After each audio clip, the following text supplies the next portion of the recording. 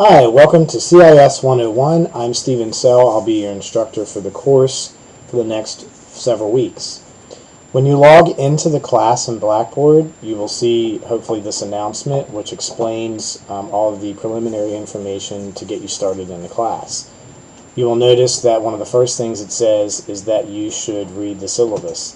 You'll find the syllabus posted over here in this area, and when you can click on this link, you will see the syllabus launched, and it'll give you information that you should definitely read over to become familiar with requirements for the class, the textbook, as well as the grading breakdown, all of the policies that you must read over and be familiar with, as well as how I will follow through the requirements for the class week by week, unit by unit. The class is divided into 5 units, which you will see broken down here. And each unit, it will explain what is due each week. And I do expect work to be turned in on time. You will notice that for Unit 1, I expect the work to be turned in by midnight on July 14th. That is a Sunday evening. So all work is expected to be turned in by that date, no exceptions. If for some reason you have some kind of extenuating circumstances, I will ask for a doctor's note, or if you have some other kind of court order, I will ask for documentation for that. So please do not ask me for any kind of exceptions to that. It's a very fast-paced course. It is online, so you can work through the material at your leisure. So I am very stringent upon how I expect you to turn work in. Do not ask me at the last minute for exceptions to turning in work, because you have plenty of opportunities to turn in work, considering it's an online class and you can work at your flexibility. One of the big things for the class is that you must have Office 2010. You can access Office 2010 if you don't have it at home. You can access it on campus in the library, or there is a computer lab that is in the H building on campus. I'm sorry, I don't know the number of that room, but it's in the H building. You can also download a trial version, and I will see if I can find a link to that, and I'll post that on the course website here within the next few days if I can find that.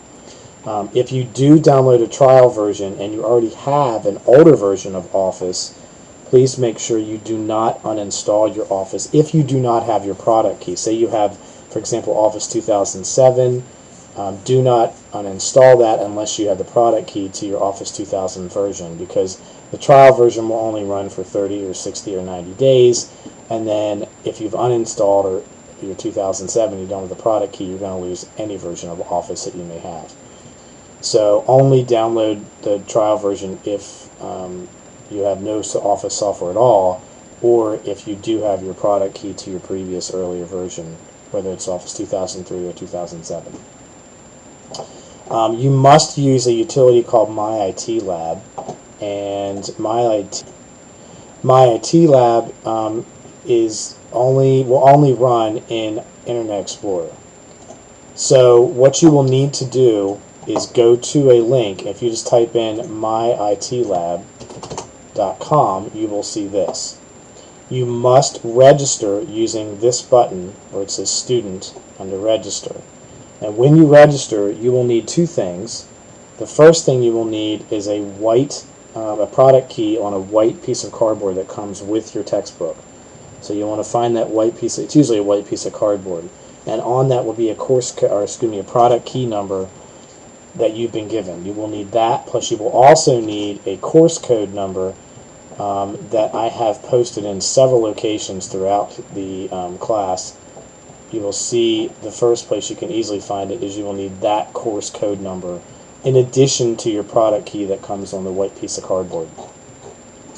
So you must register with MyITLab. The other thing you should do, or you need to do, I should say, is that you will need to download the link to MyITLab. The reason why you will need this is that it does install some very small functionality and utilities on your PC or Mac that will run MyITLab appropriately. It actually changes the screen resolution to the right size. So when you run MyITLab, please download this utility and run it from the icon that installs on your desktop. You can run it in the browser, but it does not run the same, and it will cause some problems. So you will need to follow the instructions that you get here when you click on this link. If you have any trouble with My IT Lab, I cannot help you with specifics. You will need to go to the support page and then go to Student Technical Support, and there is a phone number you can call. They're very good support. Unfortunately, they're only available Monday through Friday, but they are available till 8 o'clock in the evening, and they will help you. If for some reason you cannot turn in work late, or you cannot turn in work on time and you're going to be late, I will ask for the ticket number for support if your issue is related to My IT Lab. So I do expect you to contact them if you have a problem that is specific to My IT Lab. Okay, just a couple more things I want to show you. On the left-hand side of your navigation, just to familiarize yourself, you should go through and become familiar with some of the buttons here. I've already shown you the units breakdown. There is a large project called a class wiki.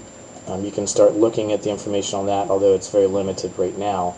But you need to start looking into the wiki information. It's also broken down in the syllabus and within the units area. We will have discussion boards, and I do expect you to be vibrant in here and to post some information in here. Any tests that we have will be in here. We only have 2 tests, and the first test you will have to take on campus at the testing center. The testing center is located in the same building as the library, and you will need to be familiar with where that location, where the testing center is. I believe they are not open on Sunday, but they are open on Saturday, I think briefly, till like maybe noon, and they're open in the evenings, I believe, till 6, maybe 7, 8 o'clock.